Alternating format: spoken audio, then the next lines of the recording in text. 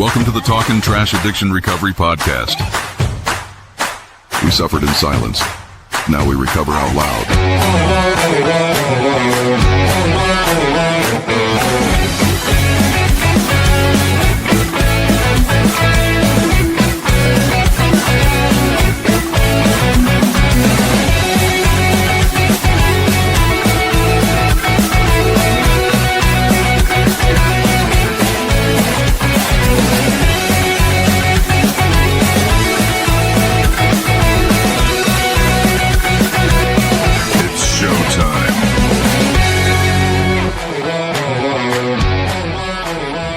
Good evening. Welcome to the Channel 4 6 o'clock news at 9.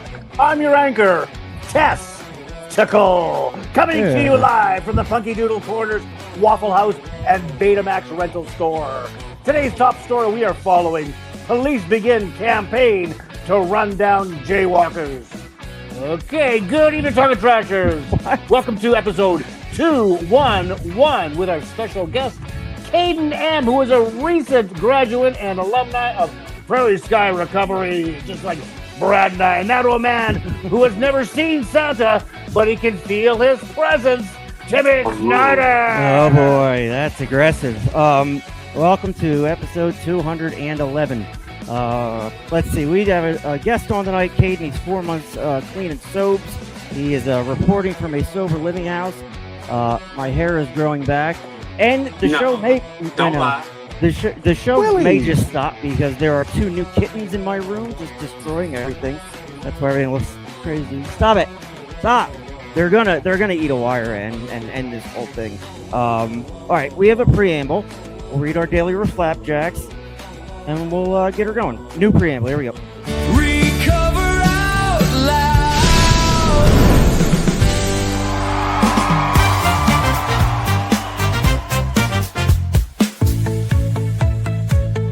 This is our humble broadcast, where ethics and personal anonymity are of the utmost importance.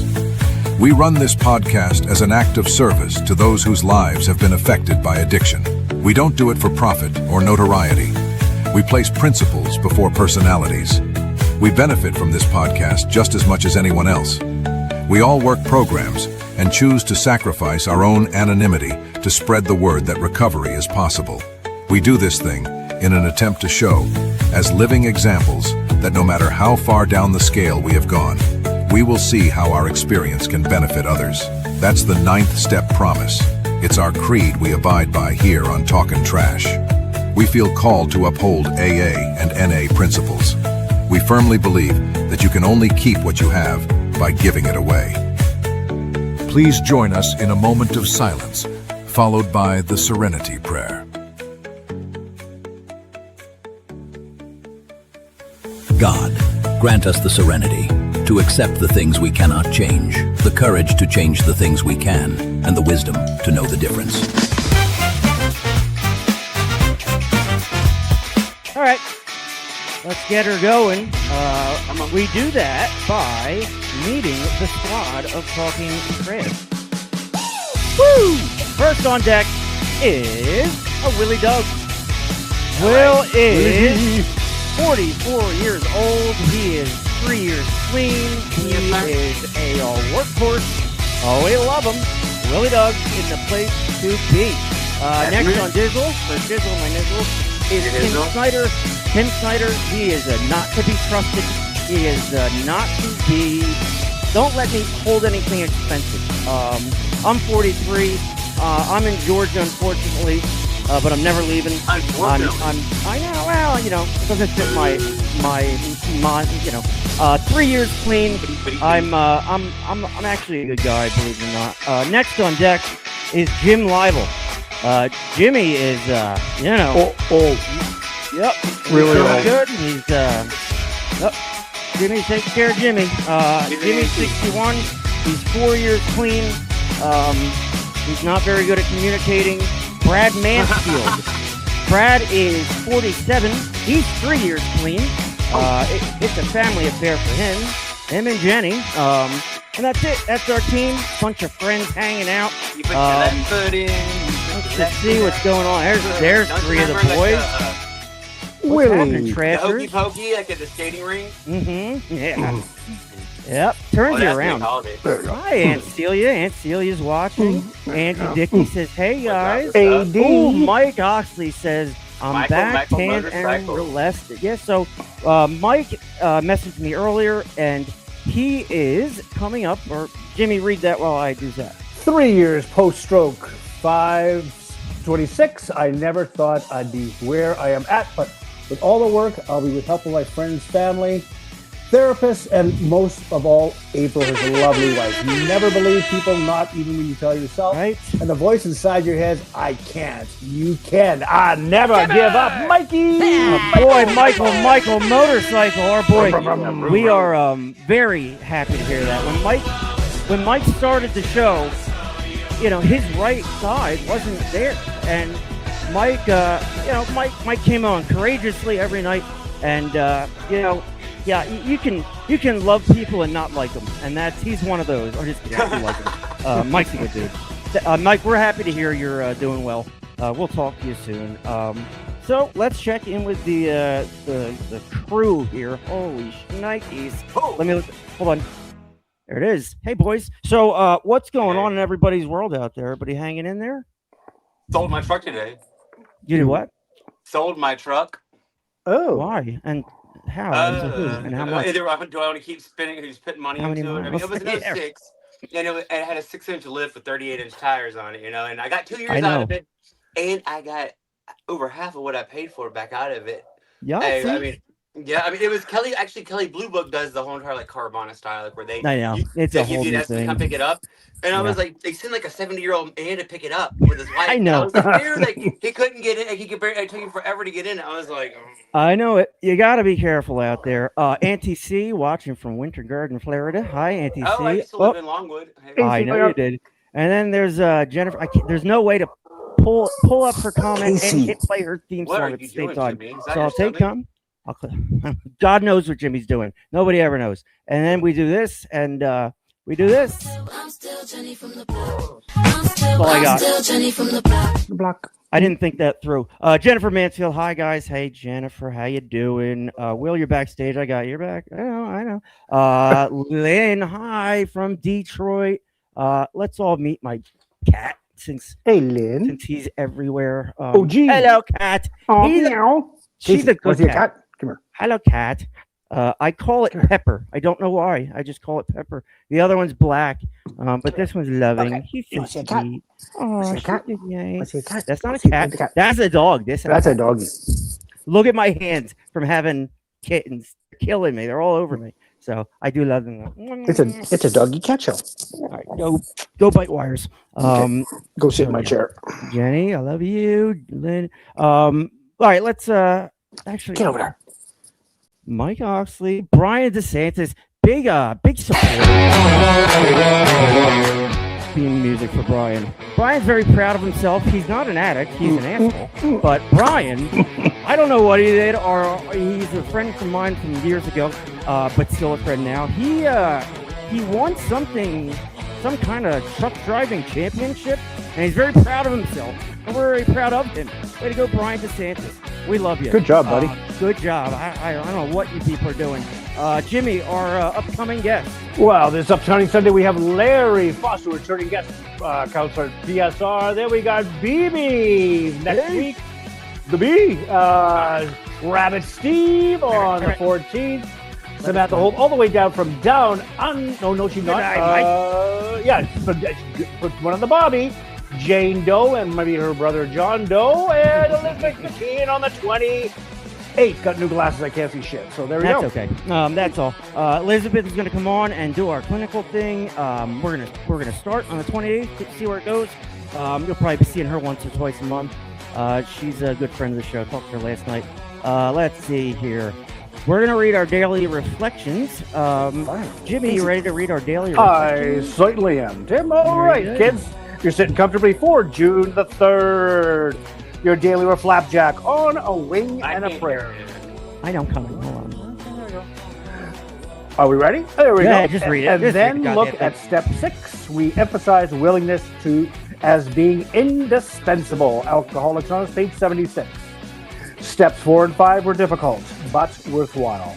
Now I was stuck on step 6. And in despair, I picked up the big book and read this passage. I was outside praying for willingness when I raised my eyes and saw a huge bird riding in the sky. I watched it suddenly give itself up to the powerful air currents of the mountains. Swept along, swooping and soaring. The bird did things seemingly impossible for mortal birds to do. It was an inspiring example of a fellow creature letting go to a power greater than itself. I realized that if that bird took back his will and tried to fly with less trust on its own power alone, it would spoil its apparent free flight.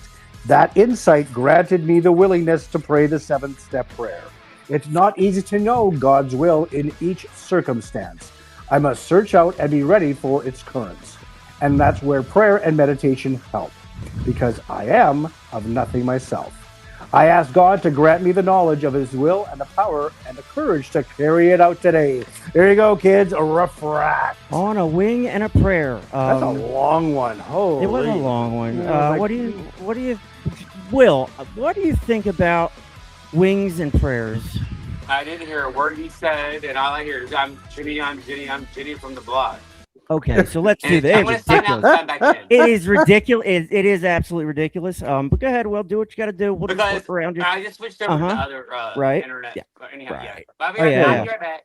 I hear it every show. It's ridiculous. Jenny from the blog. There It's you just playing on repeat. That's what he hears on repeat. That's all. He's just sitting in his trailer, looking at his phone, listening to 5 seconds of Jennifer's intro. And it's freaking terrible. I'm still Jenny from the block. And I'm doing that on purpose. Now, Will, I just out of curiosity, what do you see on the screen right now? He's gone. So that's Bye, that. Will. Yeah, There you go. what a show we run. Men's Health Month. I don't know. Wing and prayer. I didn't really pay attention either. I never do. But it's about letting go to a power greater than ourselves. So it's just about an idea of the universe being bigger than you, and that helps out a lot. Yeah. Will, There he is. can you see the screen, Will? There he is. Can you see words? Oh, yes. Yeah. What do you Yes. think? What do you think about this reading? Letting go to a power greater than will, because there's not many. That about the birds. Oh, hell, Brad. He's reading it. I hadn't seen it before. So letting go, podcast kind of Let it go, let it go. Well, you got to let go to gain something new. Facts on facts. There it is. I'm getting a lot of messages about my fucking brother-in-law. Larry Foster. Good evening out there in Riderland. We love you, everybody too. We know we love you all. Love you a long time. Yeah, don't friend him. Unfortunately, Lynn, he's probably already infected you somehow. It sucks. It is what Don't it is. scare the people away. Well, I have to. Tell them we have a Will, I don't have a vaccine for choice. That's fine. They can leave if they want. All right. So we got this kid coming in. We had no guest for tonight. We were kind of, just going to wing it, talk about suicide and mental health. I will touch real quick on that. We are going to kind of be talking about men's health all month. But we have most of our real supporters are women, which makes sense because behind any good man there's a good woman. So we gonna do mental health. We're gonna look at the mental health side. No, I'm sorry, I said it wrong. The mental health side of Men's Health Month. This didn't exist 10 years ago. Now it does, because guys are, it's weakness to say I'm depressed. Oh, poor me. Well, it's actually that ends up in using and getting high and screwing shit up. So Men's Health Month, all month long, very exciting. It's not very exciting, but our friends over at the Rock Bottom Revival, they're doing Men's Health all month too. So we'll see what happens there. This is our show. We are half in Canada, half in America, and that's really it for all our PSAs. America. It's America. Praise hell, praise Let's. There's Brad. I know it's funny, right? So all right, Jimmy, introduce us to our friend here. Actually, first, instead of interrupting him in the middle of it, let's say hi to our treatment center. Hey, I wanna get better. You know I was lonely till I saw your face. I wanna get better.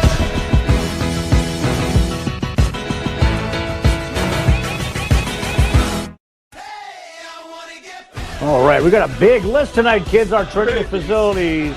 Welcome to Talkin' Trash. We got Victory Home Serenity Treatment, Discovery Recovery, New Hope Rehab, Sunrise Detox, Boca Rehabilitation, Lakewood Oxford Living, Surfside Sober Living, Enlightened Solutions, Pocono Mountain Prairie Sky Recovery, Maryville Rehab, Hustle Hope Sober Living, The Haven Detox, Hope Restored Recovery, Paradise Sands Recovery, and Oxford House in Regina. Where Oxford House, Regina. That's why I There wanted you to do go. this. There There you you go. have it. So, all right. So, from what I know, we have a guy coming in here tonight. He is 4 months clean.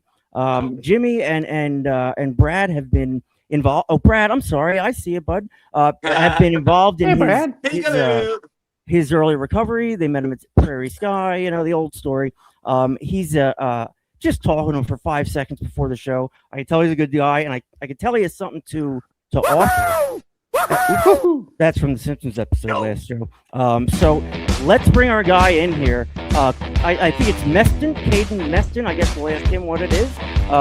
Kaeden Meston, welcome to. I'm slow. Talk, of course. Yep. Hi, Kaeden. How are you? We'll get started while I fix the cameras. How you doing, buddy? Oh, I'm doing good. Welcome to the family.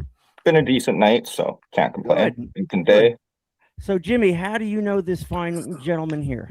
Well, he was coming in on the Saturday night just after the podcast that Brad and I had the humble honor to do at Prairie Sky Recovery. And he came in with his mom, and everybody was hustling, bustling, and here is this young man. And for those people who just came into recovery, the treatment houses just mentioned, you know how you feel? You're just like you're so out of place and like a dog in the corner, right? Just like scared. And he wasn't scared, but he was just all by himself, and everybody was conversing. So I sat down and talked to him. Didn't have a chance to talk to his mother, Shauna, who's an amazing support in his recovery. And he just graduated. Well, he graduated, and now he's living in sober living. And I think it's going to be a great message for all those recovery houses, because once you get out of those four walls, and we went for coffee last Wednesday and just had a little chit chat, and just a great young man, 26 years old. Like the old devil's lettuce and a little bit of John Barleycorn, but he gets it. You know, he wants what he likes. He wants recovery. We talked about. Well, I guess I'll let him talk because it's his story, not mine. I'll shut Tell the a hell story. up. Just, I just love how you guys met at PSR. Something happened to that alerted you to him, and you guys connected, and that's what this fucking shit is about.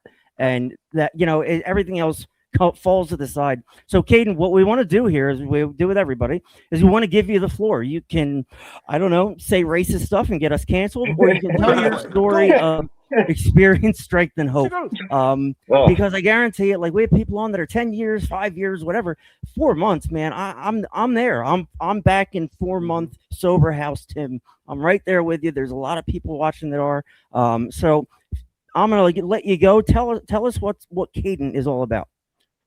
Oh, well, yeah, like Jim said, I'm 26, 4 months sober as of yesterday. I'm living. Love We the blow sound horns and effects. stuff. Yeah. Love the sound effects. Living in Oxford House, Regina here, and it'll be a month on Saturday that I've been here. So been out at Prairie Sky for almost a month now. Beautiful. Yes. I'm from small town Saskatchewan, little town called Bengoff. It is one of the most redneck towns, farm towns. Like, Oh yeah, Come on. it is good. Come on, yeah, now. it's a very redneck town. Like, alcohol was a big thing in that town. Like, Yeah. you'd go to brandings, and oh god, people would be feeding the kids alcohol. Like, oh, just have a beer, have a drink, have a drink. Sure. So alcohol's been like a huge thing in my family. Addiction's also been a big thing in my family. Like, as long as I can remember, my grandparents used to drink vodka and water every day, all day. And then, like, Why waste of water? Right? I don't get that. yeah. And then, like, I've got grandparents, like, they make their own wine. And then I had an uncle that would make whiskey and moonshine and shit like that. So, like, alcohol's always been there in my life. Growing up in yeah, small little hick town. It was kind of weird because I was always the odd person out. Like I wasn't the big farm kid, stuff like that. Yeah. Like You don't like cow tipping? no, hey, That way. cow tipping's that'd be kind of fun. All right. I just thought that would intrigue me. Yeah, exactly. Shoot and go for shit like that. Like, don't get me wrong, I did enjoy it and stuff, but yeah, I was just always the odd black sheep, I guess, at my school and shit like that. Yep. Growing up was rough. Like my parents split when I was born, I guess. So like always had the two families and hopping back and forth, dad driving all over just to come see us, etc. Yep. And growing up, we dealt with my mom like being in and out of the hospitals because she was dealing with cancer, stuff like that. And yeah, it just it was a rough life. Like kind of grew up way faster than I guess I should have. Didn't really enjoy my childhood, stuff like that. We ended up moving out to a town called Rokenville. I think I was like 11 or 12. And the guy that my mom was seeing, he was a winner, a real fucking winner. Sounds like it. They always are. So we kind of dealt with mom being abused and shit like that. So that was kind of hard on us. He was a huge addict, shit like that. Yeah. I enjoyed his parents. Like I loved going out to the farm. Like they taught us everything about gymkhanas and like cutting with horses, shit like that. So his family was great, but he was just a complete asshole. Right. I was really young, so like I didn't see what I should have, and like I did kind of get closer with him than I probably should have. Yeah. But now that I'm older and like I can look back on it, it was like, yeah, no, he was a real fucking winner. And yeah, just his address. I wish. Is he still there? I don't know, because we take up holy causes all the time. Yeah, right. Take me an hour 40 minutes to get there, so no It's a problem. tax write-off. Don't worry. That was actually Donald a joke. That was a joke. I know. With the detox I was in, or not, detox in Moose Jaw there. I went to Walkamow Manor. I've been there 3 times now. And actually, one of the jokes that one of the guys made, he's like, we'll take the short bus and we'll go find them. So it's like, okay. And that's kind of what actually got me wanting to be sober again. Cause like spending those 3 times at detox and then the first 2 times I kind of went back to my addiction, etc. But just the 3rd time was the time that I actually felt like, how can I put that? I felt happy with my recovery. Like that was the most that I ever laughed. Like, and just being sober to laugh like that was absolutely amazing. Isn't it fun? Carla Brown says, very proud of you, Kaeden Meston. Is it Meston or Meston? It's Meston. That is my auntie. That is my auntie. I have an auntie watching as well. How about that? Cool. So and Brad says, congrats. Tommy Wilkes says, good job, Mike. Yep. We're all There you go, Tommy. Tommy Wilkes. Continue. You have to all deal the with us comments. being idiots, have ADD, and I we'll throw things on the understand that. screens. Just keep on going, buddy. I completely understand that one. I've got ADHD and all that shit, so God, I know that one. But yeah, like growing up, I got into the wrong crowd when we moved, experimented with all the drugs that you can imagine pretty much. And then kind of just going from there. Once I hit 18, well, no, actually I was 17 when one of my like really close friends actually passed away from an overdose. So going to his funeral, that was kind of a big eye opener. And after that, I kind of just stopped pretty much all hard drugs, etc. Like I wasn't even really drinking that much then. Like I was just smoking my pot, smoking my devil's lettuce, and wasn't really a big fan of drinking. And then when I got into college, that kind of changed, as it does. It does, yeah. Every day was a new day at the bar, so we were always out, and kind of just went from there. And then actually, like, I went to college for a welding degree pre-COVID. So like in the middle of college, we got shut down. Like they walked into our classroom and was like, yeah, no, everybody's got to go home. Go home now. So Hold on. we were Money like, back, oh Bruce. shit, okay. And then yeah, like during COVID, that kind of when the drinking got a little heavy. I had a girlfriend of 4 years at the time, so I ended up moving back to my little hometown in Bengal, just so I could be with her at that time. Gave up my welding degree pretty much. Like I ended up getting my ticket, but kind of just gave it up. Went and worked for the town, ran the water plant in my little small town. Like we ended up getting a grant for like a reverse osmosis water plant. So Nice. ended up running that, kind of just doing all the town maintenance around town, etc. And yeah, me and my coworker, we'd go to the bar like pretty much every Friday or whenever we really wanted to. And the drinking kind of got really bad from there. And then the girlfriend or the girl I was seeing at the time, she ended up getting into the drinking and shit too. Then just our friend group, it was pretty much drink every night, go to somebody's house, drink every night, shit like that. So it got pretty rough for that. I guess it was 3 years that I ended up staying there. Was supposed to end up moving out to Swift Current. I ended up getting a job and everything out there. And then, go Broncos. And then literally a week before I was supposed to start my new job, I found out that my girlfriend was seeing another dude. So All right, you have her address? We have ladies that'll take care of her. Yeah. believe me, I Bethany, wish. where are you? I wish. So that was a whole 8-year relationship down the drain. Like Gonzo, bought her a ring, fucking all that shit down the I've drain. been there, dude. Yeah, Be thankful you didn't get your ring tattooed on your finger. So you know. Oh yeah, no. I got The worst part is I have tattoos that she did all over my leg, and then I have tattoos that she drew pretty much all over my body. So it's kind of the same, but yeah. Left her mark. Yeah, sure she has. Yeah. Yeah, like she was an artist, so I bought her a tattoo gun for I think it was Christmas or something like that. And yeah, I kind of just gave her my leg to fucking practice on.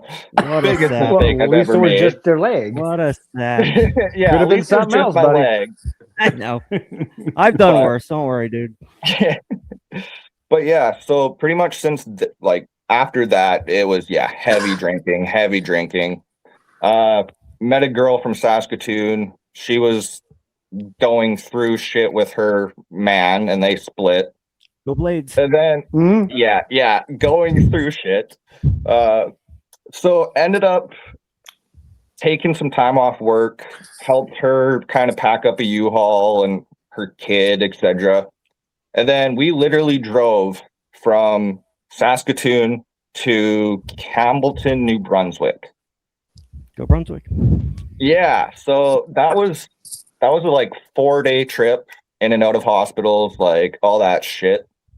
Spent 2 weeks there, ended up kind of falling in love with the kid and her and shit like that. That happens. Yep.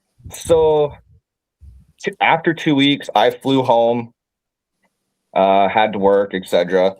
Ended up getting fired from that job because I asked to take like a mental health leave just so I could figure some shit out and stuff. And then, they pretty much just said, "See you later, goodbye." So nice. That was, I should have, but I took them to like labor board and shit, got paid out. So kind of just left it. Kind of just left it at that. Yep. And then I made the stupid decision of pulling out my pension plan. And he's a mess. Yeah. What a mess. I know. Yeah, major fucking mess. And then I decided to up and leave and move to New Brunswick. Yeah, all right. Oh, that's perfect. Province. So I was there for like 5-ish months, I'd say. And oh god, that was a crazy fucking 5 months. New Brunswick is on the East Coast, right? Am I have that right? Okay. Yes, East Coast over by Quebec there. Like we drove across a bridge and we were in Quebec. So her family Bonjour. her family's full French Acadian. Like her mom lived in Quebec, her dad bless lived in Campbellton with us, or Mhm. by us, I guess, not with us. Go Bulldogs. Yeah. So I can't she was, oh God. I kind of learned why her and her boyfriend had, or her and her ex had issues, because she was the abusive person that she said everybody else was. Yeah. So I just kind of fell in love with the kid. He was 4 months at the time. And I kind of literally just took care of that kid. Like, Yeah. that's all I did for that 5 months. Paid for pretty much everything that kid needed, everything that she needed. Like I went through $16,000 in 5 months. Good Lord, kid. Good. Get in there. Yeah, Hey, Daddy. as well as put myself a lot of money in debt, which Yep, of course. sucks ass, but Mhm. the things we do when we think we're in love. Right, Oh, dude. hell You're yeah. You're preaching to the choir. We've all done it. We've all emptied our bank accounts. We're all I've idiots. Don't worry. Renovated so Yeah. many houses. Oh Yeah, my you're in God. good Yeah, company. yeah. here. Yeah. No, exactly. Like well, I guess not we. Her brother ended up getting this house for like next to nothing. I think it was only like $70,000, and it was like a beautiful fucking house just outside of Campbellton. There, like we had a river behind us. We had upstairs, downstairs, main floor. Like it was a beautiful, beautiful house. So yeah, enjoyed that while the time lasted, and then the abuse came. Once the money dried up, everything dried up. It went from this to this within a day. 0 to 60. Oh, yeah. I know. Yeah, 0 to 60. And she was the one that would literally cry wolf, say that shit happened when it didn't, etc. So cops ended up getting called on us like 4 or 5 times. Yeah. Ended up getting no contact order, shit like that, like domestic abuse or whatever the hell charges it was. And then my dumb ass literally broke the no contact order the day after because she decided to come and say she's sorry and shit like that. And I was like, yeah, okay, we'll see. Yeah, exactly. The reel back in. So ended up staying, I want to say a month after that. And that month was just hell. Drank constantly. That was like all I could do just to keep myself fucking level and sane again. And then I think it was literally a day before her birthday, we got into a huge fight. I packed up literally everything I had there, took it to my friend's place that lived in just a city away from us. And spent a night there. And then she decided that since it was her birthday, she was just going to randomly show up. And so after that, I pretty much called my mom, called my dad, and I was like, I need a U-Haul like ASAP. Yep. So that's exactly what we did. We found me a U-Haul. I went and picked this U-Haul up, grabbed all of my shit, and I hit the road. So I spent, another 3 days driving home in a U-Haul. Well, actually, no, because I stopped in Ontario for a bit. So it was more than 3 days. It was probably like a week and a half-ish. All right, so you've hit every single province east to west at this point. It seems like. You drink yourself across? Pardon? Did you drink your way across? Yeah, you did. Yeah. As much as I hate to say it, I drank myself across that whole fucking way. And Only way. So U-Haul fucking, it was a long ass trip home. Like, beautiful fucking trip. Yep. So once I got home, I ended up kind of just working at a little places around fucking the small town that I lived in.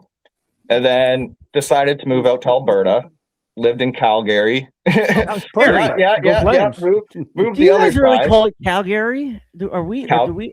Calgary. Are you saying it Calgary? Like is that a joke, or is that No. like Calgary. Calgary. We had Calgary. We had Calgary, can't remember her name. She kept saying Calgary. I'm like, do you know how to say Calgary? I'm from the United States, but I know how to say Calgary. I Calgary, say it whatever. Irrelevant. Potato, Carry Romano. So yeah, I had a friend that was living out there. And she was like, "Yeah, just come stay with me. We'll try and get you back on your feet." Blah blah blah. So that's what I did. Moved across the other way, and Well yeah, traveled. I think I was there probably like 2 months, 3 months. Did kind of just some random work. Ended up getting a job at a welding manufacturer shop out there. So that was good. I was kind of back what I was wanting to do. Ended up moving out of that friend's house to family friends of my dad's that we've known, oh God, for as long as I can remember. Mm-hmm. And that was a lot better, but still just having the money, I was back to the drinking, back to just the old ways, trying to just get out of my head, get out of the fucking negative headspaces, shit like that. Yep. So I think it was August 22nd of 2024, 2025. I can't remember. But I was heading to work. It was like 5:40-ish in the morning. And some dude in a BMW decided to turn into oncoming traffic. I totaled my fucking Jeep. Luckily, I was scot-free, no damage, nothing. But just, yeah, completely wrecked my Jeep. They put me off of work for, I think it was a week. And then literally when I went back to work that night, I had my Harley out in Alberta with me. And I decided I wanted to go for a little ride around Calgary, go to this one little hill that kind of overlooks the whole city, etc. Treat yourself. Something nice. Yeah, exactly. And my dumbass had a little bit to drink and a little bit to smoke and shit like that. And then I know where this is going. Yeah. And then I ended up First time I've ever heard this kind of story. Oh my god. No, shocked. I am shocked. And then I ended up seeing some sports bikes. And I was like, okay, I want to go catch up to them. I want to go meet them and shit like that. Keep in mind, I'm on a Harley. Yeah, a Harley street. So like kind of just a low rider, fucking bobber style. And yeah, I was going around a turn, hit some gravel, smoked a car, and just fucking went flying. Ouch. Yeah. Woke up to an old guy standing over top of me. He grabbed all my shit, like my bag that had my bong and my shit in it, and well, at least the bomb survived. Yeah, that's the shocking part. Actually, that is the shocking part. The bong survived, but I fractured my pelvis. So, all right, it's a good thing your pelvis is made of glass. All right, so so you rolled this bike? Is that what happened? Yeah. Oh my god. Yeah. Like I smoked. I think it was the tire of the like an SUV that was there because there was gravel, loose gravel, and yeah, my bike just kind of went out. The back tire smoked the tire of the vehicle, and yeah, just sent me flying. Like I woke up in somebody's driveway pretty much, and it was apparently this old man. And yeah, so all I can remember is pretty much telling him to keep all my shit safe. Don't give it to the cops because if you do, I'm going to be in trouble, blah, blah, blah. Yeah, that whole And then I wake up in the hospital. Yep. And the first thing I see as I wake up in the hospital is literally a cop standing over top of me with my bag. Still had my Pepsi bottle that was half full of my drink, everything in it. And he's like, I'm just going to give this to you. I'm not going to write you any tickets. You've been through enough. And he just walked away. Just walked away. I was like, okay. That's crazy. Okay. But yeah, totaled my Harley, totaled my Jeep a week before. Like, it was just crazy how it was literally a week apart, both on Thursdays. And yeah. So after that, it was a case of, Dad had to come pick me up. Well, no, I went and stayed at my friend's house, I guess, or the family friend's house for, I think it was like a week or 2 weeks. Kind of just trying to recover. Like, they did no surgery, nothing. They let me out the day later and told me to start walking on crutches. They're like, here you go. Weird healthcare. They told me that I was too Gotta young. love Medicare. Yeah, they told me I was too free, young. but it They ain't didn't great. want to do surgery on me. I was like, what the fuck? So yeah, no. I had to hobble around on crutches for close to 7 months after that. But did they give you a bottle of pain pills? Oh, of course they did. No. No, okay. Canada sucks then. Because Hey, it's like that here too. Last time I broke my foot, we don't give pain meds for broken feet. oh my But God. also, Let me tell you something. In 2000, if you How went big to was the the ER, bung? you could. Yeah, I don't know. I'm not really sure what a bung is, but I'll leave that to you, Prairie Sky people. Larry's running the show. Larry will be on the show on Sunday. Sunday. Just a heads up on that. We got him coming on. All right. I am sorry we're being watch that. disrespectful to you. All No, right, you're good. You are Larry. good. No, We love Larry. yeah, he's cool. You're a good guest. You kind of roll with it. So yeah, But- keep going. Your story's ridiculous. Yeah, it's been a crazy story. So Mhm. pretty much after that, like, yeah, dad came, picked me up, we went home, shit like that. Where my dad lives, like, we have stairs and shit like that to my room. So our insurance company in Saskatchewan here, they're like, nope, that's not okay. They put me and my mom actually up in a hotel in, I think, yeah, it was Weyburn. So we stayed there. I think it was like a month or 2 months. And yeah, just kind of being stuck and like not being able to do fucking anything. Mhm. I got back into the drinking heavily again. Yep. Dealt with mom pretty much saying, Kaeden, you need to stop every single day. Yep. And Now, yeah, is this physical addiction drinking? Are you drinking when you wake up? yeah. Oh yeah. Like all day, every day. Gotcha. Like I was waking up in the middle of the night and drinking. Like Yep, check it that. got bad. Just seeing if you were really that alcoholic. We have two different kinds that come on. He is. Yeah. He Okay, is. good. Very good. You're one of us. Welcome. Yep.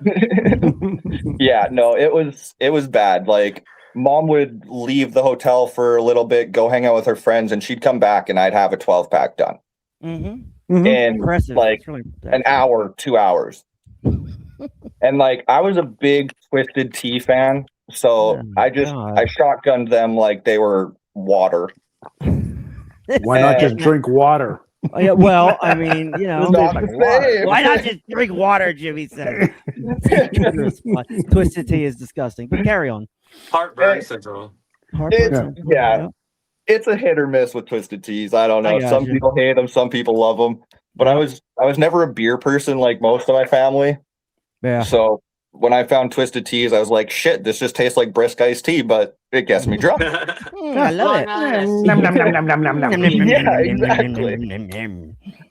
So that was 2 months in the hotel there with my mom. Put her through living fucking hell that 2 months. Like I'm shocked she actually stayed. That's what mothers do. Yes, exactly. Like she should have probably left me and just told me to be on my own, but she's an absolute saint. Mm-hmm. Like I'm lucky to have her because she's never had an addiction, nothing. So like she did a shit ton of fucking research and just everything she could to figure out what an addiction actually is and like why I'm like this and why I can't quit, etc. So it was 2 months in the hotel with her. Then I ended up going back home, and it was, God, I want to say 5 months of physio, 5 months of just crutches and going through all that bullshit. And it was a living hell. And being in small town, like there's nothing else to do other than drink. Yeah. All my friends were big alcoholics or smoked pot and shit like that. Like, so it pretty much just came to the case where, I was sitting in my room all day playing video games, getting drunk, smoking my weed, and that was my life. It sounds like fun for a minute. But you live that kind of life, and that is we've all lived that life. That life sucks. That is a life of servitude Dependency. to our dependency. Yeah, exactly. Like I was so dependent on it. Like it ran my whole life. Like everything I did, I had to be drunk or stoned. Yep. And that 7 months just went as slow as fucking possible. Like, so after I was healed and healthy again, I ended up finally going back to work and finding some jobs just around the small town, like working at a mechanic shop, shit like that. Hmm.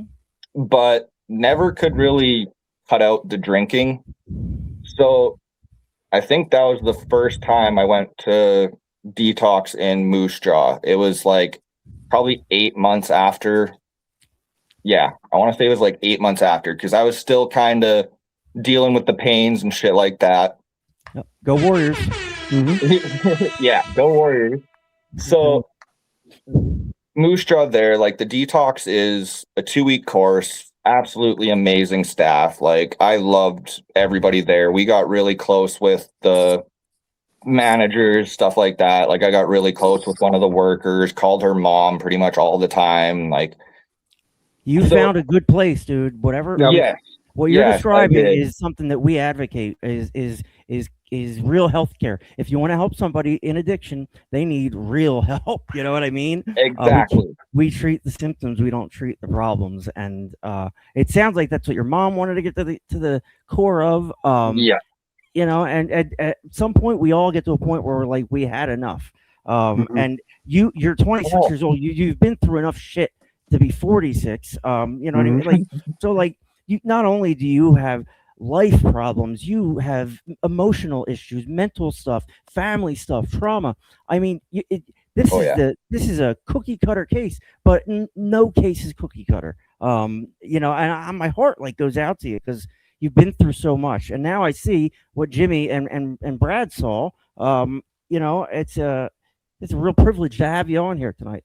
Kaeden, you've been through a lot of stuff, man. Oh yeah, and just to touch on, like, especially his mom Shauna, just before Kaeden graduated, she was asking, "Hey, is there some places in Regina that we can get some support?" And I passed along, like, Prairie Sky have Tuesday, Wednesday, Thursday Zoom meetings, support room Zoom meetings, and just always like and never giving up, you know. And So, a like, lot of people, a lot of parents just say, "Fuck it, I'm done. I'm done with you." She never gave up and never, and just like I messaged her like when he accepted yesterday, like, "Oh my God, thank you so much." I'm like, he's got a great story to tell, you know. And I went to pick him up last Wednesday after I was at corrections, and I lived in sober living, but I pull up and I'm like, it's got a lawn. It has a drive. It's got a garage. Like, holy shit! It's got doors on it. It's a beautiful residence. Did you go to? We had burnt out cars, and it was horrible. And then later, it was Burnt earlier. out cars. Oh, You're like it was like horrible. Mad Max. You're in It the was Thunderdome. horrible. And it's like Regina's not that big. And then Wednesday, I think it was earlier this week, I had a spare copy of Gail Leroy Flapjacks and dropped that off. Sunday, yes. Dropped that off, and I met one of the what do you call it, watchers or whatever the hell you got. One of the counselors. Yeah, one of the workers. Yeah. Nicole, was that her name? Emily. Emily, yes. Emily, yes. Yes, and we had a little chat outside, and she is like just a great. He's surrounded with great support, you know. It's a great environment to be in. Like going from Prairie Sky into that, it's so the road is just going to get better and better and better. You know, like what Jimmy was describing. I am too. Jimmy's talking about online meetings. We're at a point in the world where like we can seek out extra stuff. It doesn't have to all be this, all be that. So that's why there's room for an addiction recovery podcast and a group of people to watch. You know, you know. So like, I try to picture myself. I put myself in that hotel room. And I've been in situations like that, you know, not the same, but situations. And, you know, I know what that's like. I know I can smell the hotel. I can, it's just, not in Weyburn. It's got a distinctive odor, does it not? Oh yeah. Weyburn has a very distinctive odor. Drinking tap water, like this shit's like, that's not fun. And I've been there. And then like, what do? I would drink too. And I did, obviously, but like, you know, now we're at a point where like you're gonna finish your story, I'm sure, but like to get from the hotel to where you are now, like that's I know you went through some shit, and like my cat is gonna end the show. Stop it. Stop. You know, I just we've all been there. We've all, you know, you're not alone. You know, and that's what helps me. My story it became not unique anymore. I identified with people, and once I started doing that, it changed how I looked at things. I started identifying, not comparing, that whole thing. And I found personally that I was in a spot. I went through things like you did, and I have a gift. I can make graphics and shit. That's about all I do good. I do a lot of other things okay, but like this I'm good at. So I'm at a point in life where I'm hurt and all this shit. So like I'm giving back in this way. I do this show for good, for better or worse, whatever. And we do it. We come on, and there is a need for this these days. People need to hear. And it's the same principle. It's going to a room, hearing somebody's story, and feeling better. We're just doing that online, and we can breach borders and miles and all that stuff. So you're in an Oxford house today. There's 5 guys in there. Yeah, 5 of us in here. It's pretty sweet. I was in one with 14. It was my God. fucking nightmare. Sausage. They got shut down when I was there too. You can't have more than 11 people in New Jersey. But anyway, I did this. I did the whole thing, Kaeden. I did the detoxes, the sober living routes, and I did it ignorant. Right, this is my first time trying to get sober, and I'm experiencing it all, and I'm just going through the motions. And the motions are: you fuck around for a month, you go to a sober house, you find a girl, you fuck it all up, you do it again, and like. That's actually what happened to me the first time I was in detox. I'm shocked. I can't believe it. Really? So, there was a woman in there, and it caused the whole fucking thing. Like they actually put up a sign that says "This is not Love Island" the day I left. Yeah. So when I went back there the next 2 times and seen that sign, they're like, "Yeah, Kaeden, just so you know, that's because of you." I was like, "Oh, nice." Okay. We're animals. We get sober, and now all of a sudden we want to have sex. We want to play video games. We want to eat food. We want to do whatever. Having recovery is just common sense and support. And we have to mold ourselves. We're shitty people to begin with. If we're doing drugs and drinking, and that's our default, we're fucking built wrong, right? And it is our responsibility to fix what is actually wrong. And for me, and I know a lot of addicts out there, we went through that cycle in and out, and the system's not perfect. You go to an Oxford house, half the guys there are going to relapse in 5 minutes. Like it's a nightmare. It is. I know it is. And that cycle I got to a point where I'm just like, I can't take anymore. I don't want to do this sober living house thing. I went into the worst one and did well. So, and that was only fucking 15 guys in it. So, like, I know where you're at. I know what you've been through. Leslie says, congratulations, Kate. I'm so proud of you. Thank you, Leslie. Oh, that's my dad. We got to get your family on. Actually, like, speaking of my dad, he's been support. Like, I've lived with him since, I want to say, grade 11.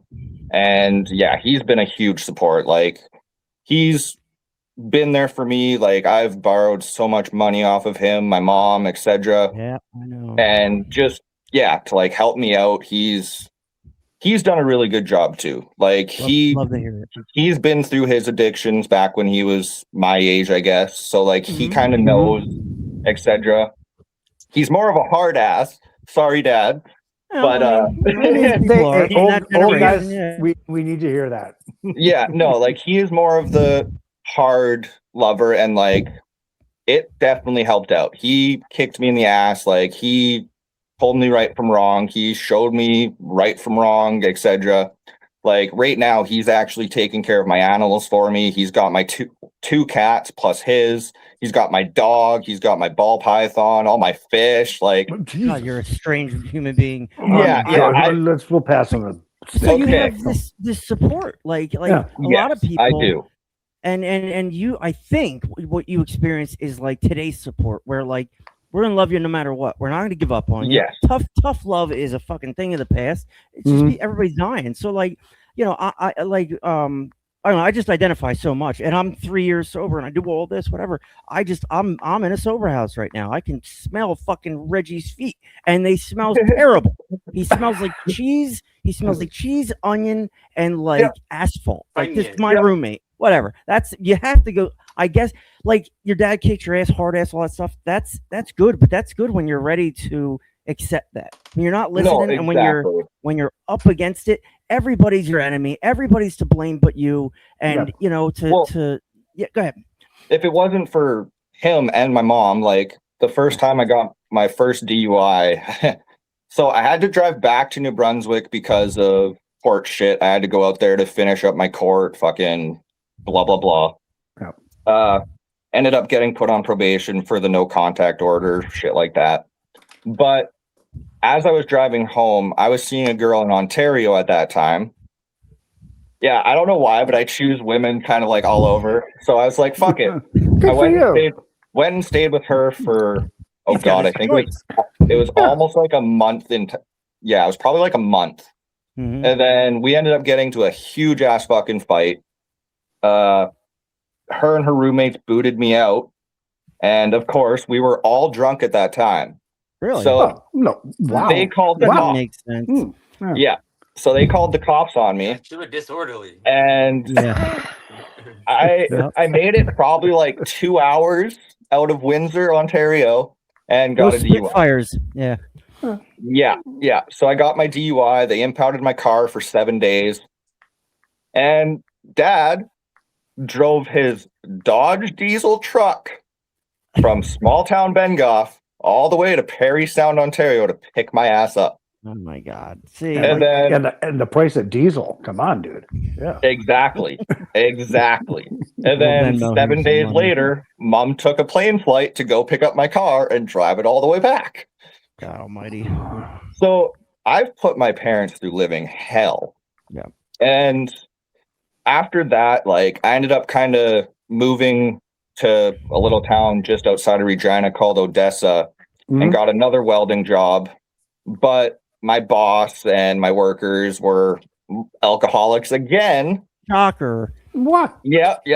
That's kind of just the name of the game out here in Saskatchewan. For a welder, you can't hold anything together. Jesus Christmas. Hold a drink. Yeah, we Sorry. can hold a I can't drink and melt metal together. Yep. That's about it. But so I think I stayed there for a month and I was like, fuck, no, I need to go back to detox. That's what I'm doing. Yeah. And that's literally what I did. Like I packed up my whole house, etc. And as I was driving to my mom's, my dumbass, I only had, I think it was 2 drinks that day, which was kind of weird because Oh, I've heard this usually I would've- story. Yeah. usually I would have drank a lot more. Yeah. But as I was driving to Mom's, I was like 30 minutes from her house and I blacked out. Woke up in the ditch, jumped an approach, Mhm. and Dukes of me Hazzard. being being me, I was very belligerent. I hated the fucking cops at that Of time. course. Like I know.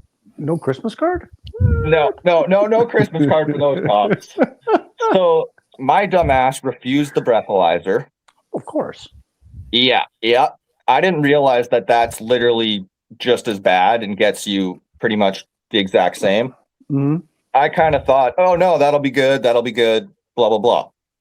So spent the night in the drunk tank. They gave me no blanket, nothing. I slept on a steel fucking bench. And Were that you was it. expecting like a thread count, like a certain? Yeah. you wanted to- I thought I 300 would have at least had like a little throw 500 blanket or Egyptian. something. Yeah. Yeah. Oh fuck! I'm I with was you. I got you. I Bottle was service? freezing my Yeah. fucking ass off, man. Like that was the coldest fucking night I've ever had. So you didn't drink I- enough because you Yeah. remember that. Yeah. Oh yeah, no, I remember it fully. Like I woke up the next morning and the sergeant was like, "You don't smell like alcohol." I was like, "I told you, I only had 2 drinks." Did they He's like, well- breathalyze it? Nope. Idiots. Nope. RCMP. There you go. RCMP. He's yeah. like, "Well, you refused the breathalyzer." I was like, "Yeah, because I was pissed the fuck off." yeah. Yep. So We're the worst. and then Mom, I think it was Mom, who came and picked me up from there because it was an hour and a half from her place. Yeah. And Well, our the hats cops off like, go to your well, parents for sure. God bless your mom and dad. Mm-hmm. exactly. I mean, So even the cops like, well, you could try fighting it. Like, I didn't smell alcohol on you. You're talking to me like you weren't drunk, blah, blah, blah. But at that point, I was like, okay, this is already my second one. Doesn't hold up in court, though. You know, like, Exactly. It That's sucks. exactly how it was. Like, because the one in Ontario, they spelt my name wrong, so I thought they would have threw that one away. Oh my And God. then they also didn't take my fingerprints. All this costs extra for you, by the way. Yeah, believe me. Believe me. Ding, ding, I know, ding. trust me. Yeah. Yep. Yeah. Yep. So I just kind of was like, fuck it. I'm just going to get it done and over with. Fucking pleaded guilty to them both. And somehow, just how my court cases were so close together, I didn't get charged for 2 DUIs. I got charged for 1 and then got charged for 1. So I didn't have to spend the 30 days in jail, shit like Clerical that. shit. Good for you. You fucking Nice. beat the system. Right on. Yeah, exactly. So I'm no license until January of next year, but it's like, at You least guys I didn't don't have to hardship spend. licenses? Pardon? Nah, they don't do that Hardship? shit. Nah. A hardship don't- license. Give you a I license to had go mine to on work. my second DUI. I know, but that's fucking here, Jimmy or Will. That's Yeah, I not was gonna It say sounds like they do the I same don't things. know what that is, They don't but do I that. know that once I do get my license back, I've got a breathalyzer for 3 years. Oh my Oh, God. that's expensive. It's the word. It's called an interlock Car- device. yeah, and interlock, yep. I've been in a car with Oh. somebody where it turns the engine off at 55 miles an hour. And So we're you just should get your coasting. kid I'm to like, blow dude, in it. It's is okay. this for real? Yeah, I'm the one blowing in it. Nightmare. God damn. So I got a funny story that I have to share. It's we have a very similar. We went through a lot of shit.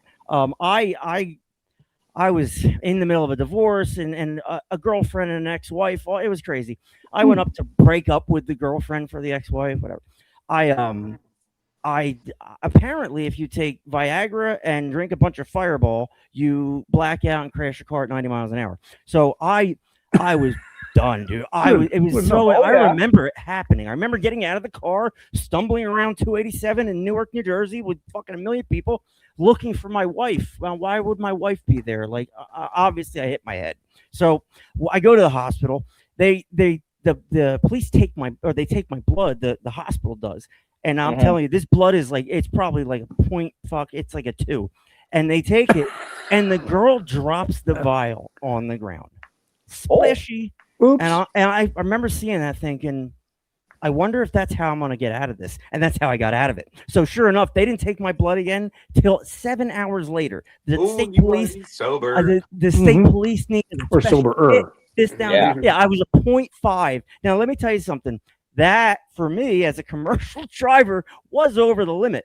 But they fucking didn't realize I had a commercial driver's license. So, like, the guy, like I deserve to be thrown in jail. I deserve to be fucking murdered at doing that. I endangered lives.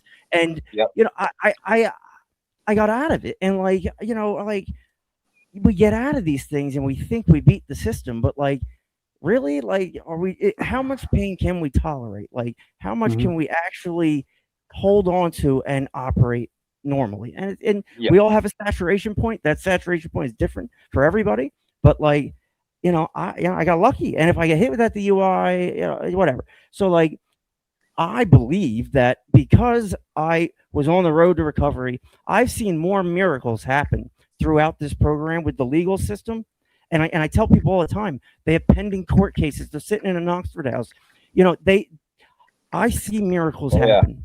I do. And I believe that there's another, a judge and jury higher than us taking care of what's going on. Because I see the people who deserve to get hit with it.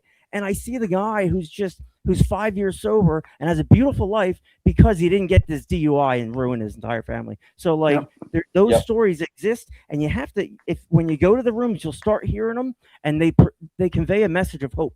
And that's a hope I held on to and experience. And that's all we have sometimes early on. I've definitely heard my fair share of horror stories just in and out of the rooms. And yeah, it's You've like, lived well, your fair I'm share. that too, I guess. And I'm like, well, at least I didn't get what they got. Like, at least I can get my license back. At least I got the chance to drive This again. time. This time.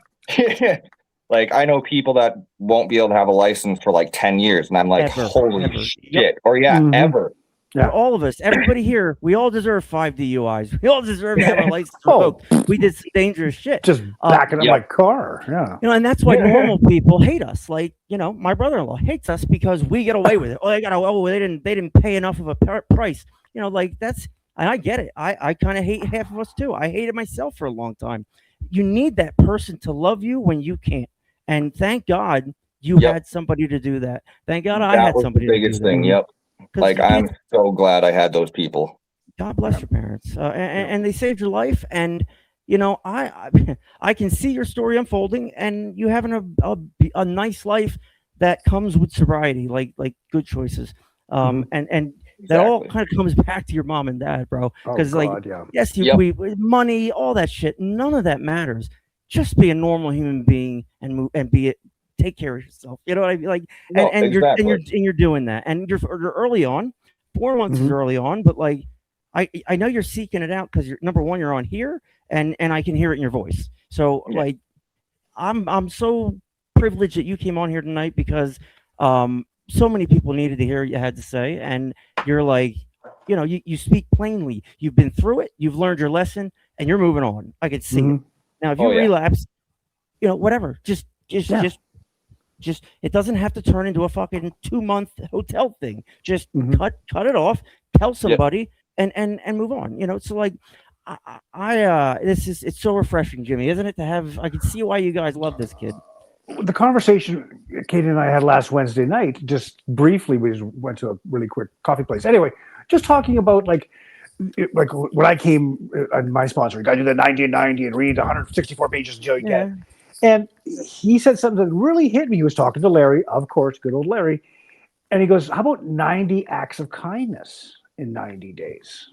Yeah, and it's like, boom, like mind blown. And I think it was Larry and Melanie, actually. Yes. Like, because Melanie was saying something about just 90 recovery acts, 90 like something that you can do that'll just keep you sober. Because some people can't get to 90 and 90. Yeah, exactly. That's a real thing. And that, I call it performative task of like 90. Well, you could meet 90 assholes that are going to put you off 7 ways to Sunday.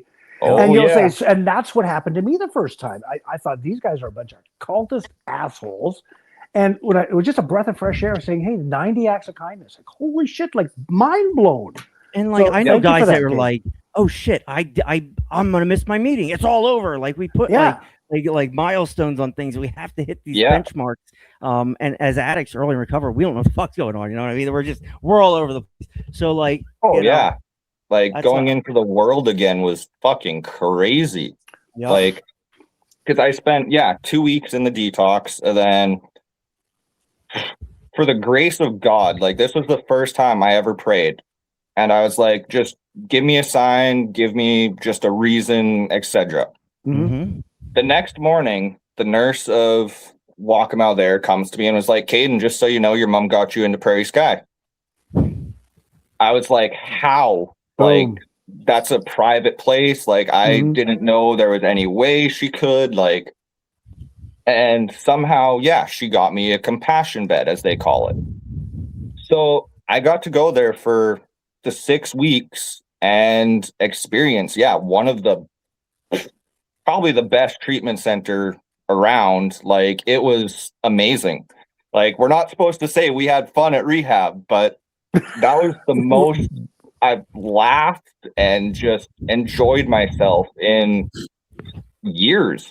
And you probably haven't had that experience in a very long time. And doing it sober. And it's like, holy shit, I can actually, I got a chance, Exactly. And realizing I can't do it myself. I need a support group. And that's one thing that I took away from it. And obviously it just continues on. So good for you. And that's exactly how it was. Like, you and Brad were the first 2 people I met. And then I got really close with Ryan and Chris. Yes. And like, Ryan's hilarious. It was just an absolutely amazing time. Like, there was a fair share of bullshit and ups and downs, but I found people that I like actually enjoyed being around and actually enjoyed waking up and seeing every day. Like, it was it was weird because usually I was used to kind of just being my Yeah. lone self, etc. Isolation. Yeah. Yeah. So, but I guess as I was saying, like after that, coming back into the real world after 8 weeks in a detox, surrounded by all these people, and then treatment, etc. It was crazy. It's a Like, shock to your system. I know. yeah, like they pretty much told us like the world out there, it don't change just because you're in here, you're changing. So Yeah. coming back to here, and like I haven't lived in this city before, but I've been around here I guess most of my life.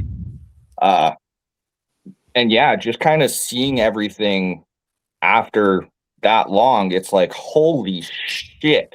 Right. It I know. was, yeah, like a slap to the face, just seeing all of it again, having to drive past places where, oh, I used to get drunk there. I used to go there for liquor, etc. Oh yeah. It's been hard to navigate, but yeah, being in the sober living house here, and if it wasn't for Chris, actually, I probably wouldn't even be in a sober living because the first one-on-one interview we had, he signed me up and helped me do all the sign-ups, everything like that. So that truly helped me a lot. You had And people advocate for you. yeah, I did. And because you it needed helped. it. And that's what this is about. You know, like we don't want to throw our efforts on something that's not gonna, but like sometimes we have to cast a wide net, and like, you know, it's sometimes it's shooting fish in a barrel, 90 and 90, all this stuff. It's a little excessive, but like right now at 4 months, you're in a sober house, you are going through it. This is it. Yep. You're going through it now. What you're describing, the shock, I know, I'm just saying, I know that you're in the midst of it at 4 months.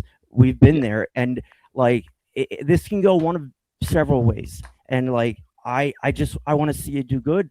And the fact that you're able to come on here and be vulnerable and talk to other men, I think is a great sign to your character. And I'm glad people stepped in and saw that there was a need for help, and delivered the right help. And that's not easy to do these days. It was absolutely amazing. Like Prairie Sky, if it wasn't for Prairie Sky, I would definitely not be where I am. I can say that openly. Like they helped me tremendously. Like just Chris, like making me actually like go through stuff and realize like what happened in my life, like what just everything. Like it brought so much light and actually made me happy with where I'm at, happy with the recovery and like shit like that. And then just realizing like what I put my family through, what I put my parents through, my grandparents, like just everything. And then owning your shit. It sounds like you're owning exactly owning my shit. And yeah, it just kind of gave me a whole new perspective of life. Like I used to be such a negative person, but now I can actually be positive again. Like I can enjoy shit again. Like me and my two roommates, actually, the one got us to go to the gym yesterday, and now we're literally going to the gym every single day. I got a membership, and I was like, okay, I actually feel good. Like I'm finally getting out of the house. Like I'll openly admit I did spend the first few little weeks here kind of just playing some video games, getting back into just life again. And yeah, now I've got a job interview on Friday. Woohoo! Right on, bud. Yeah. It's a little job, like it's just for PetSmart and shit. But good though, like good. Yeah, like, you'll have fun at work. You'll have fun at your job. Like, exactly. That's the thing. Like I was like, okay, this is actually a job I will enjoy. Like I get to hang out with the animals. I get to take care of the reptiles, stuff like that. So it was something that I just applied for, and I was like, if they call me, they call me. You're the kind of guy that awesome. if we can get you in front of somebody that makes a decision, you're charismatic. You have a nice personality. You're easy to talk to. All you need is that opportunity to have that conversation. The world is your fucking oyster. Maybe take the thing out of your nose, but other than that, like you can just kidding, do whatever the fuck you want. But I just, like not being drunk, being being I think I there, got it on your present, AI too, yeah. right? Is it there? Yeah. Yep, there it is. Yeah, it is. Yeah, being physically present is like, it's like, holy shit, this is what I was hiding from. This isn't that bad. And you make Yeah. a friend and you have fun. Like, life is more than, but like, you overcame a lot of stuff, dude. You really did. And I get it. Stacy says no. Your dad says no more pets. You know, Yeah. like, your story is like, it's unique, and it's also like the same one I've heard 1,000 times. Like, but so I've also, not to be negative, and I am negative. I get it. I am built negative, and I try not to be. And it's I part of didn't say my. anything. It's. I'm just a little negative. I'm from New Jersey. What do you want from me? So like, New Jersey. yeah, we. You know, it's okay. I'm negative. I still have fun. I'm just being sarcastic. Half the time I don't even care. But like, that's just Wink, how I'm wink. built. Wink, wink. So like, like, and own, you know, yes, your parents, your money, all that stuff. But like, that's, none of that matters as long as you take the step into living the rest of your life, like Mhm. without drinking and enjoying what comes from that. Money, none of that matters. No, You're doing such a good job, dude. that's one thing I've actually like really realized is, yeah, having money, oh, it's nice and shit, Yeah. but I'd rather be happy with what I'm doing, happy with my life, Yes. and like actually just enjoying myself, enjoying what I'm doing with my life instead of then, yeah, be rich, have all this money. You get it. Like, Money is not. It doesn't mean money is not happiness. It's not. No, it helps exactly. buy things, but like, yeah, I remember being. I was happy with no money in a rehab somewhere. We all have that story, like you just said. exactly. And like, yes, we can get into that mode where like rehab's fun, and then all of a sudden, boom, we're in some sober living house, and life is happening. Now you got to Yeah. share your cabinet. Oh, my milk was here, now it's here. Like, you go through all this shit, Oh right? yeah, And you're Oh, also yeah. gonna go. You're gonna go through.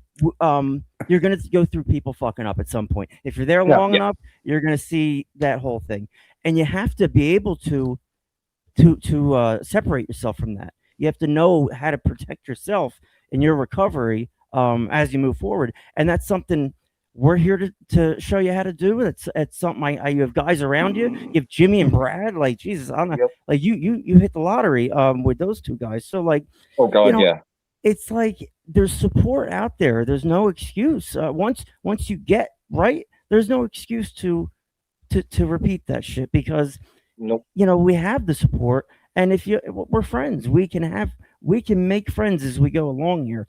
And friendship is like, that is something that will change you instantly. To know there's Oh, yeah. somebody else that loves you for no other reason than that you're you, like, that's important. But we don't experience that until we open up to it. And you Yep. know, that's a big thing. You're going through a lot right now, dude. You're 26 years old. 26. I turn 27 next month, but yeah, God bless you. So like, dude, you don't want to go through this shit the rest of your life. Like, you've No, had enough. no, I like- can see it. You know, and I'm sure the people that support you have had enough, but like, also they'll always be there for you. But your story is one of support, unconditional love, and hope, and it's unfolding right now. We're looking at somebody who is in a sober living house, has to get a job, has to do life. We've all done that, and it's hard. It's not fun, and it's something that you can do. You can get through it. like it's definitely going to be hard because like this place is, I think, like complete opposite sides. So yeah, it's on the east side, I'm on the north side, Gotcha. and not having a license, that does kind of Mhm. make it hard. That- But with the sober living, we kind of had a little discussion, and I was letting him know like I've got a job interview, etc. Yep. And if I get this job, they might actually have a house that they can transfer me to that's See. closer to the job. Wow. So that would be absolutely tremendous and like a ton of help. So even just having that support and that help really changed my whole perspective on it. It's like, Yeah. yeah, these people actually want what's best for me. See, I don't know that. Yep. I don't know. I'm fortune telling now. I'm looking in the future. I don't know the details of how you're going to get to where you're going to go, but you're going to get there. You know what I Yep. mean? Yeah. And it's the story is always the same. I don't know. I got sober and I stayed sober and life was okay. And like you Yep. can do this. Like I've been I know hearing you that can do it. so much. I do have to answer to the people talking about New Jersey. Yes, John Bon Jovi. I delivered his dog food to his house. He's a dick, John Bon You had a Jovi. dog food? Dog That's food. awesome. I've been to John Bon Jovi. I've seen Springsteen. Jersey is a shit show. It's amazing. I got out of there. Brian and Vargo in Jersey, Virginia. Yeah. Bethany says. Regina, Tracy yep, says- that's where I live. The Bethany city that rhymes Dazzler. with fun. I Oh, know yeah. it. Maybe a tiny stud again. Our fans are ridiculous. Yeah, and it's funny. And I'm sorry, I keep saying all the town's hockey teams. I worked for all of them up there, and you say a town, I'm like Tigers, Medicine Hat Rough Tigers, Riders. Rough Riders. Yeah. Raiders. Yeah, So, the Riders. So I mean, you're young, you're determined, and you have gifts that a lot of people don't naturally have. You're easy to talk to. You can, you're obviously intelligent. So like, you're probably too smart for your own good. That's just what it seems. But we all kind of are. Yeah. I want to ask Will because Will's heard this story 100 times. Will, what do we tell Kaeden here? So he's not back in the detox in a month. Like, Well, when we were talking about money and stuff like that, or I think this will correlate with the same thing. But and people think I'm crazy when I say this, but like, I mean, I have my own business, and I'm like, I make money enough to live on and be happy, but I don't do it for the money. I do it for the relationships. Yeah. Because those relationships that I build, like, you never know. I mean, those will be forever. That money is in and out the pocket one day, So Yep. I mean, I live to build relations because those relationships, like, no matter what, when those people know you and they know what your life, even if they don't live that, if they didn't participate in the same lifestyle, at least Right. they're very aware and conscientious. And so whenever, hey, if something happens or whatever, not saying that, anything may happen, but guess what? I mean, like, I didn't have a license for a month and a half, and all my customers stayed with me. You know what I'm saying? Like, Yeah. Yep. so therefore, I mean, it's just like relationships. They always Yeah. have your back. You get people you can always rely on, and I mean, that's my biggest piece of advice: relationships. Build Yes. relationships. And Yeah. how do we do that here? We do that this way. You We hug and build kiss. relations- I like touchy feely. I'm Bethany says, "Yay, we get to hear from Will finally." Yeah, we're gonna get Will fucking. Sometimes it's just he's had a long day. Sometimes I'm like, I can't shut up, and then sometimes I'm like, You good? That's you. Either You're are good. you're do either good. the star of the show. I know I'm good. Don't worry. You're either the star or you have the best seat in the house. Come on. Yep. Come on. So, like, for example, Kaeden, me and Will met in rehab. I was sober, but we're irrelevant. Me and I Will was met. too, actually. You know that? I know, we both went I to- didn't go through detox. We both went to rehab sober. So, like, we met in rehab, and we just connected in a way that, like, I don't know, he's easy to talk to. Will's a fucking great guy to be around. Saw that ass first time. I saw that ass. you know I what saw his ass crack every day getting out of the van.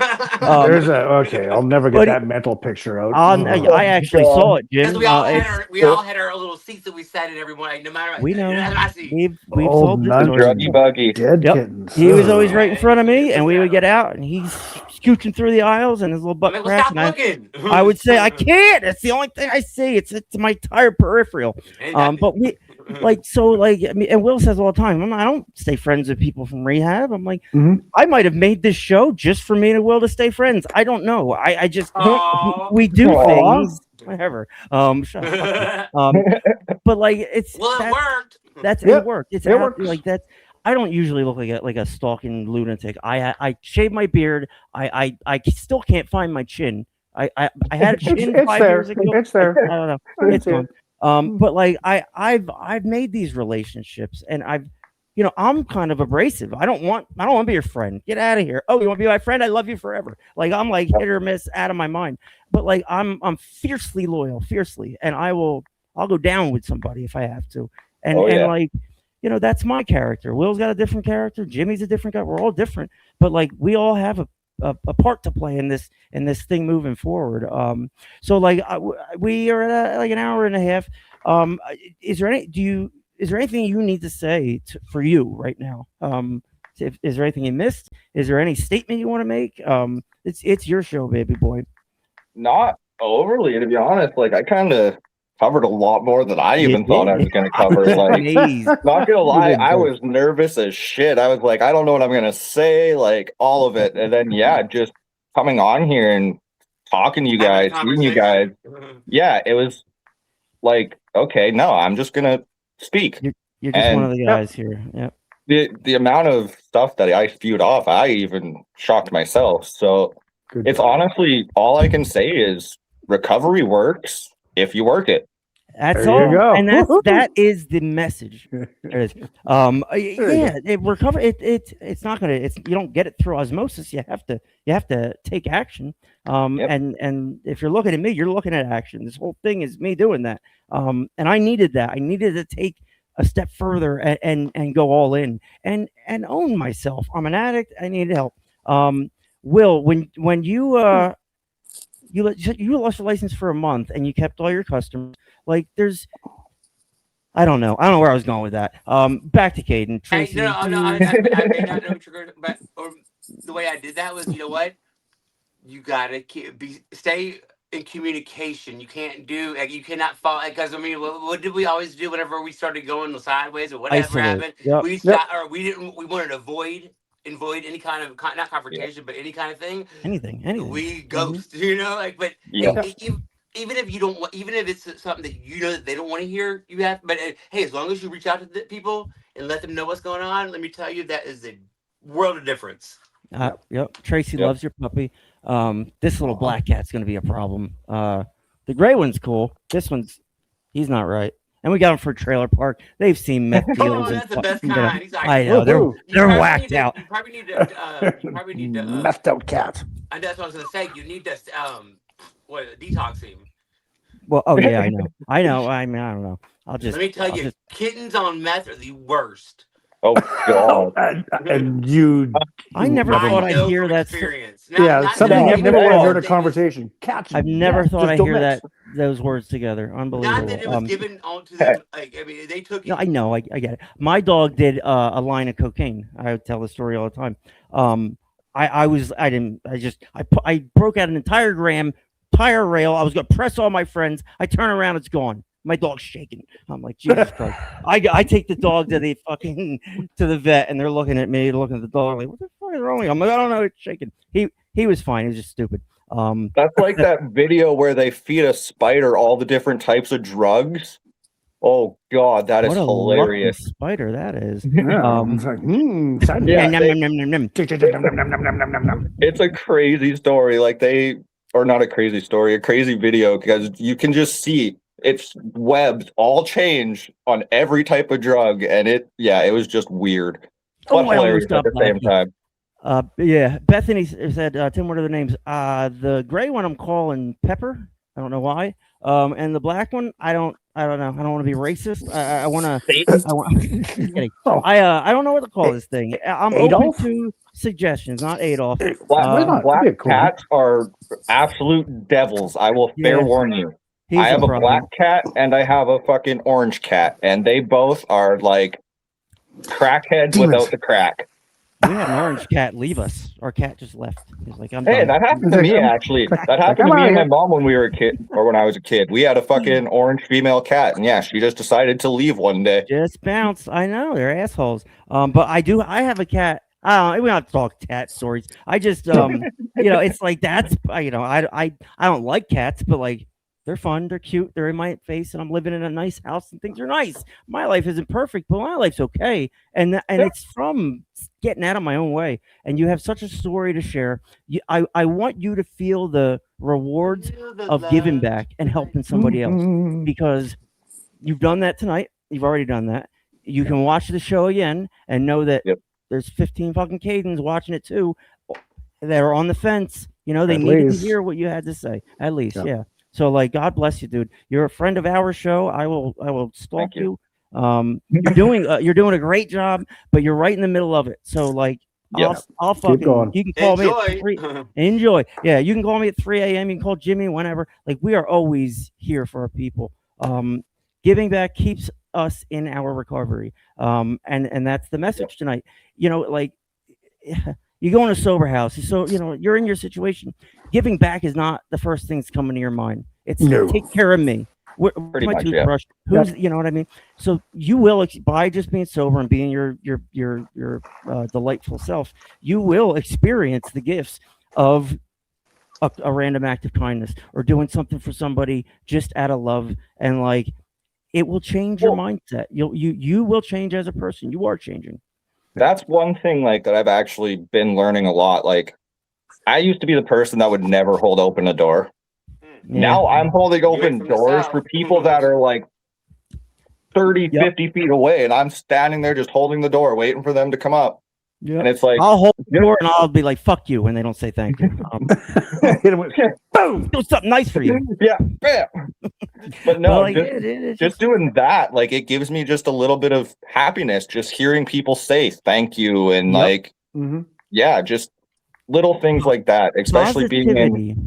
yeah, there you go, positivity. It breeds positivity. Positivity breeds positivity. This shit is like infectious. We can come on here all miserable and nobody's gonna listen to us. We can come on here with a message of, I'm fucked up. I'm okay today because of this, that, and the third. And that's what people need to know. Bethany says, "You're further in your 4 months than I was my first 4 years." And you know what? Wow. Bethany has a very unique way of seeing things. She sees things in a very enlightened kind of way, I guess. And yeah, dude, you're a lot farther along than most of us were at that point in your relapses. Now, this could just be the start of the end of your story, or it can be another relapse story. Like we don't want that at all. So like, I think you'll be fine. I think you're doing what you need to do, and you are providing hope. You are set up for success. So you're doing a great job, dude. We read a little thing just for today. While I'm doing that, guys, just comments, just some support. Jimmy, you go first. Kate, I'm just blown away.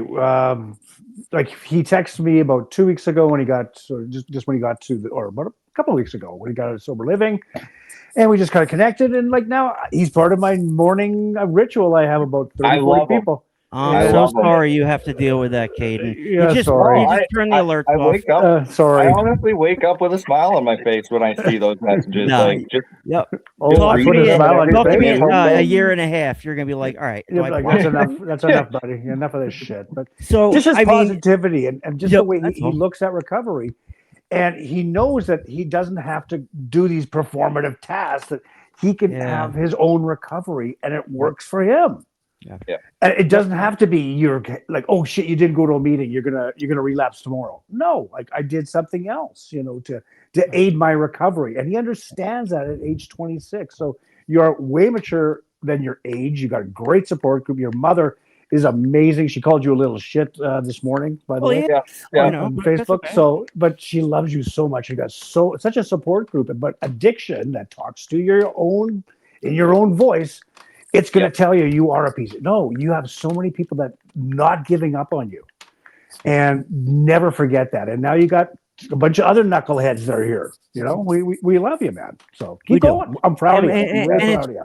It's a genuine thing. When we hear somebody's clean, we hear their clean time. We are like, it's like we go right back to being, 2 months sober. We're genuinely excited for that person. So we have we just fucking got. This one's gonna be a problem. I gotta ask, is that one of your Talking Trash shirts? This?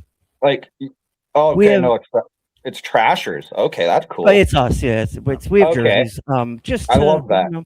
We do the team mentality around here, right? So like we're all in it together. So we just, we get merchandise and whatever. Yeah, I like the graffiti style and shit. That's cool. Yeah, we're pretty dope around here, bro. I mean, we don't. Yeah, that's awesome. Okay, I love that. Gotta love the drip. Jimmy's is on his way. Yeah, but like that's whatever. What when I'm on a screen, what do I have to offer? From my torso up? Sorry, ladies, it's not great, but that's all we got. I can put a jersey on it and say I'm part of this team. And the team mentality is important because you're not alone. You're not in this alone. And Will just said it. When I was using, I was using alone. I never I never got high with friends. I got high alone. I'm like looking at my drug dealer. Are you gonna leave so I can do your drugs? Get out of here. Yeah. Yep. So like If you now want some we of the shit he just told you. right. I'm like, dude, it's just I'm not going to great. share. I got it, dude. So like it just to hear your outlook, you have a you think something your life is going to be positive now, and it will be. You know what you think is going to manifest. We create our own problems and we create our own solutions. And you have a great story, dude. You're going to do great in this recovery thing. It's going to be hard. I mean, I'm not going to lie to you, but like that's what we're here for. That's what a million other places are here for. I would encourage you. My advice, and I don't know like your clinical situation, is I would encourage you to maybe see a doc. I don't know. Do you see any doctors or anything? I know you're all fucked up with your pelvis and all that, but like, do you see any? Do you have any mental health things that you look at? Yeah, like I see my, I guess the psych doctor or whatever like every 6 months, but that's about it. Like Gotcha. I'm on my meds for ADHD, my anxiety, and like my good. Then my advice is irrelevant. That's yeah, like I'm on my Good. meds and stuff. They help tremendously. I know. Listen, me and Will are like medicated. We're all medicated in some way, shape, or form. We're just not addicts. We're living the right way. And you can take meds if you have a problem, believe it or not. You just can't take 10 of them at once. Sorry, let's do just for today. I thought there was music to this. I guess not. All right. There it is. Music. There it is.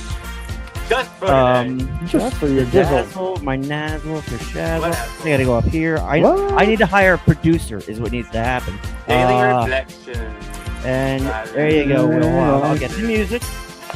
And it is called Direct and Indirect Amends.